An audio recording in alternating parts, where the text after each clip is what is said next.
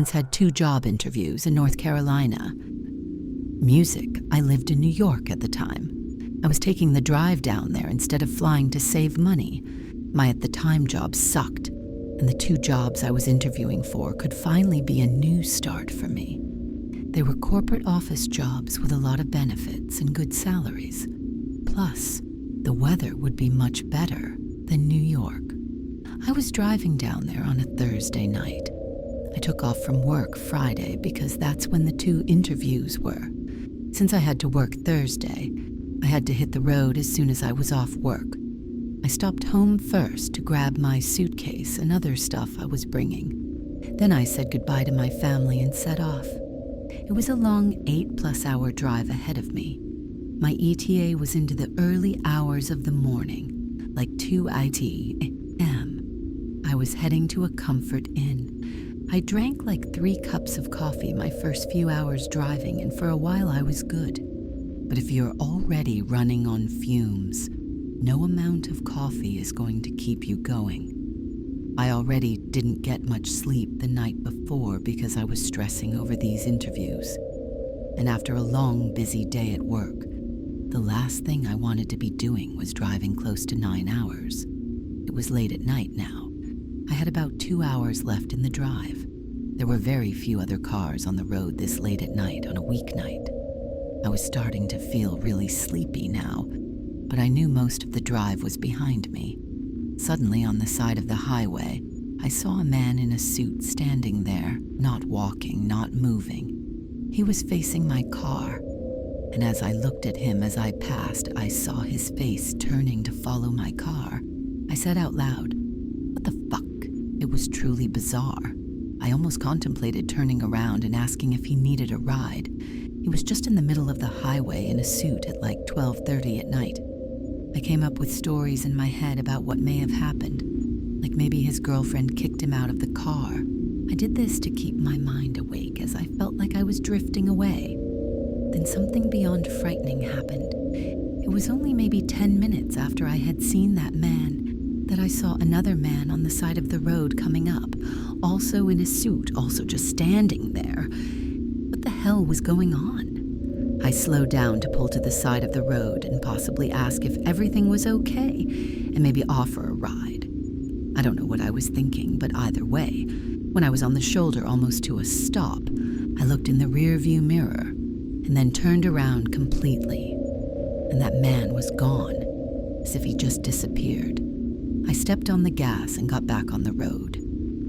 I was losing it. I needed to stop for another coffee. I had about an hour and a half to go at this point. I stopped at the first pit stop I could find and bought a medium coffee. I drank a few sips, but as I was sitting in the rest area gas station parking lot, I spotted a man in a suit again standing under a light post. It was the same man. This time I got a clearer view of his face. He looked like a middle-aged white man, short, dark brown hair, clean-shaven, and a neutral expression. But it was the way he was once again facing my car that freaked me out. I turned the car on and got out of there without looking back. I wanted to complete this drive, but the coffee wasn't doing it. I felt like I was going to pass out behind the wheel. I wasn't going to make it, so I pulled off the highway and parked in a random parking lot. I angled the seat all the way down and I attempted to go to sleep. As tired as I was, I couldn't help but be scared in this empty parking lot. Scared that if I opened my eyes, I would see that man in the suit again. I was drifting into a sleep when something made me wake up again and opened my eyes. Probably my mind playing tricks on me again. I looked around the outside of my car, scared I was going to see him. I looked out each window and then the front windshield, and it was clear. Then I looked in the rearview mirror, and I felt my soul leave my body for a second, because there I saw for a second a person in the back seat. I'm sure it was the man in the suit again, but I didn't look long enough because I opened the door, screamed, and fell backwards out of the car as I crawled back. I kept screaming until I finally got up, looked inside the car, and saw nobody. The back seat was empty. As I came to my senses, I realized my mind had been playing tricks on me all night. There is no man in a suit. I'm just completely exhausted and need to sleep. I got back in my car, my heart racing. Honestly now, though, I was too awake to go to sleep. I turned the car back on and finished my coffee and banged out the rest of the drive. By the time I checked into the hotel and got to the room, I fell into the bed and passed out right away. The next day, my first interview was at 11 a.m., so I didn't get much sleep, but I definitely felt somewhat recharged. However, the second my interviewer walked out to greet me, I froze up. My interviewer looked identical to the image of that man in the suit I kept hallucinating the night before. I know the interviewer noticed me freeze up. I could see it in his face. I tried to recover from this, but it set the tone for the rest of the interview. And I was completely nervous. And out of it, I felt like I were in a dream. I left that interview with only an hour to get ready for my next one. And my next interviewer was a woman. I did much better with this one because I actually got the job. I still work here and live in North Carolina. Now, my old therapist told me that she thinks the stress of mentally preparing for the interviews mixed with the lack of sleep caused me to hallucinate the main cause of my fear and stress. And so, I hallucinated a man in a suit because that's who I pictured would be interviewing me. I feel like it doesn't sound too far-fetched, but it doesn't change how downright horrific the whole ordeal was. I was driving in Clearfield County, Pennsylvania one night to avoid traffic getting home. It was probably a little past midnight at this point, and the road was basically deserted, just the way I like it. I was listening to my usual podcast on the radio when a ding came from my car, alerting me that I was low on fuel. I put a pit stop into my Maps app for the nearest gas station, which was a little ways up the secluded road. About 5 minutes later, I pulled into the gas station on the right, the only parking lot for miles, as this road was basically nothing but woods on each side. The gas station was some generic no-name gas station. I pulled next to the pump and noticed a man filling up the tank of his old beater pickup truck. He was looking at me as I walked past him and into the shop. Inside the shop, I bought a coffee and paid cash for my gas. When I came back outside, I noticed the man at the pump getting into his pickup truck, then driving away. After a couple of minutes of filling up the tank, I got back in my car and continued my drive. But not even a minute after leaving the station, I noticed on the side of the road on the grass was that same pickup truck from the gas station. It was just sitting next to the woods turned off. Interesting. I kept driving, looking in my rearview mirror to see if it would turn on. Nope. I turned my podcast back on and continued my drive. A few minutes passed, though, and I heard another ding come from my car. My dashboard screen showed that one of my tires was very low. I slowed down and started hearing a wobbling sound. I opened a window and knew right away I had a flat tire. I pulled to the side of the road and went to investigate. It was my rear driver side tire. It was flat. I didn't think I hit anything. I would have felt it. The thought came to my head. What if that guy at the gas station slashed it? I took out my phone and was looking up the number from my roadside assistance company on Google. I heard the sound of a car or truck engine a little down the road behind me, but oddly, I didn't see any headlights. It was just pitch black down there. Then the sound of the engine suddenly stopped and it was quiet again. I went to my trunk to grab the SOS flashlight out of my toolbox my dad gave me one year as a Christmas present. I grabbed the long light rod, turned it on, and aimed it down the road. I saw the reflection of a truck's headlights pulled on the side of the road about 200 Balstraight Eft away. It looked like that pickup truck again. I gasped and ran into the woods and ducked behind a big bush and tree. I took out my phone and called 911. I heard the sound of the truck down the road starting, and this time the headlights were on. I heard and saw through the bush, the truck pull up next to my car, and then after a short moment of silence, a man yelled out, "You need some help." I knew better than to answer. 911 picked up, and I whispered into the phone my location, and that someone slashed my tire, and that I think the person who did it was right here following me. The lady asked a bunch of standard questions, asking me to describe the man in his truck. I heard the truck door open and close. I told the lady over the phone that the man got out of his truck. She told me to remain hidden in the woods if I thought he was a threat.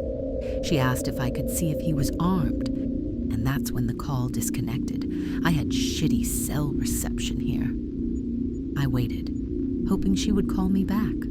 I'm sure she was trying to, but it wouldn't go through. I heard the sound of another passing car in the road. It was slowing down. Then I heard talking. It was the voice of another man. I crept closer to the edge of the woods to get a view of the road. I saw the man from the pickup truck standing next to this other stopped pickup truck in the middle of the road. He was talking to a person in the truck. I overheard the creepy man coming up with this fake explanation as to what was going on here. At that moment, I rushed into the road yelling, "Help! I don't know him!" Both the man in the truck and the man who followed me looked over to me. I said to the man in the truck that this man slapped my tire and followed me here. The man in the truck's reaction was to look at the man with a disturbed look. The creepy man denied having done anything to my tires and claimed he's never seen me, ever. At the same time, he hurried away to his pickup truck and started backing up until he cleared both of our vehicles, then drove off. The man in the other pickup truck got out and examined my flat, then offered me a ride into town. I told him I had police officers on the way, and sure enough, within a few minutes, a cop car with its lights on pulled up beside us. The man vouched for me when I told him about the other man. The police officer said he'd go down to the gas station and request to see the camera footage to see if it caught the pickup driver actually slashing my tire. The officer took my info, and he waited with me while I waited for the roadside assistance company. The tow truck driver gave me a ride to a shop where my dad picked me up. I never heard from that police officer, so I guess he didn't see anything in that video footage. It's scary how close I was to probably being abducted, though. It was the most horrific, haunting night of my life. It still sends shivers down my spine. I'm 28 years old, and my boyfriend Todd lives in a different state from me. We take turns visiting each other for the most part, but I'll usually end up visiting him more often because he has his own place, and I still live with my sister as a roommate. I was going up there for a week because it was winter break, and I had off because I'm a teacher, so I packed a lot. I was taking up there my crappy 09 Hyundai Sonata that I bought for my sister. Up where Todd lives, there was snow on the ground at this point, so the more north I got, the more careful I had to be driving, as the car was not really built for driving in the snow. It was on the later side, and unfortunately, it was starting to snow really hard now.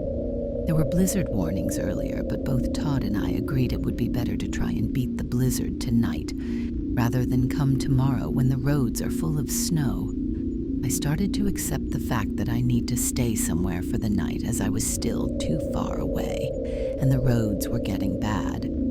After stopping for a quick sandwich and some coffee at a small diner, the waitress who I was conversing with told me there's no way I should be on the roads right now. She recommended a few hotels and motel in the area. Then after she walked away and I was left alone to finish up eating, a guy sitting at the bar spun in his chair and said to me, "There's a motel right up the road from here." When I put the motel's name into my phone, it said it was literally 5 minutes away. He said it was nice and cheap too, so I could just get a quick night's rest and get back on the road tomorrow. He really seemed to overhear my whole conversation with the waitress. He was also just sitting there at the bar with a beer. I'd never seen a person go to a diner just to drink. I didn't even know diners really served alcohol, but people up by Todd are a little weird to me, at least, because I grew up in the city. The man introduced himself as Toby, and I gave him a fake name, saying I was Michelle.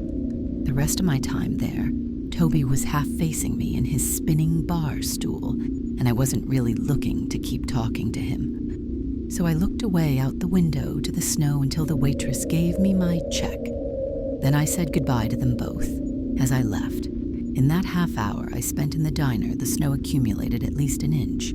I needed to get to that motel ASAP. I drove slow and was at the motel in a few minutes, maybe 10. There were a couple cars in the lot.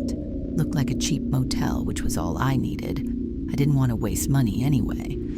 I went to the front desk and asked for a room for a night. I think I paid around $50, and the man at the desk handed me a key to one of the downstairs rooms. I walked back outside to my car to get my stuff and bring it inside. It was a tiny little room with tacky wallpaper, a queen-sized bed, and a red carpet. It was fine for the night. I tried to FaceTime Todd, but there was no reception at all here. The motel had Wi-Fi, but the password was probably at the front desk, so I put my shoes back on and hurried outside through the cold snow to the front desk. On my way there, I noticed there was a new car in the parking lot. I saw someone sitting inside of it, but I didn't take the time to look at who it could have been, because realistically, who does that? The man at the front desk emotionlessly pointed to the free Wi-Fi sign with a password, and I typed it in. It took a minute, but I was connected. I went back to my room in a hurry, locked the door, and FaceTimed Todd. Even with Wi-Fi, the connection was so shitty. I could see his face, but it would freeze frame for like 5 seconds, and his voice would cut as well. I was able to at least communicate with him that I was safe in the motel. We decided to just text instead because the FaceTime wasn't really working. We were texting back and forth for a few minutes. Then I heard something come from the bathroom. I leaned forward and saw that the bathroom door was shut. Was it shut before? I didn't remember. I texted Todd that I heard something in the bathroom, and I started freaking out because I realized I ran to the front desk without locking the motel room door. He asked if the door locks by itself. I said, I don't think so. But now I also don't remember if I left the door cracked open or not. He told me to get up and check the door to see if it locks by itself when it closes, and to bring the key with me. I got up, put my shoes on, and saw that the door had a traditional twisting lock that moved with the knob from the inside, or the key on the outside. I opened the door looking to confirm this, but I noticed instantly the extra set of footprints leading to my door. These footprints led from that car that I saw someone sitting into my door, and nobody was in that car anymore. I felt like screaming, but instead I closed the door to my room and ran to the front desk. I cried to the man that there's an intruder in my room. The front desk worker was not some huge jacked dude, so I don't think he was wanting to go confronting someone. He told me to wait in here, and he called someone. I thought he was calling the police, but instead he started speaking in some other language. I think he was calling a friend or associate.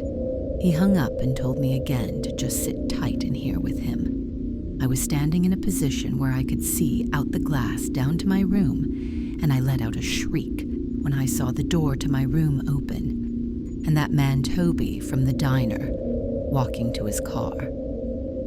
We locked eyes for a second before he got in his car and backed out onto the unplowed roads, disappearing slowly down the road.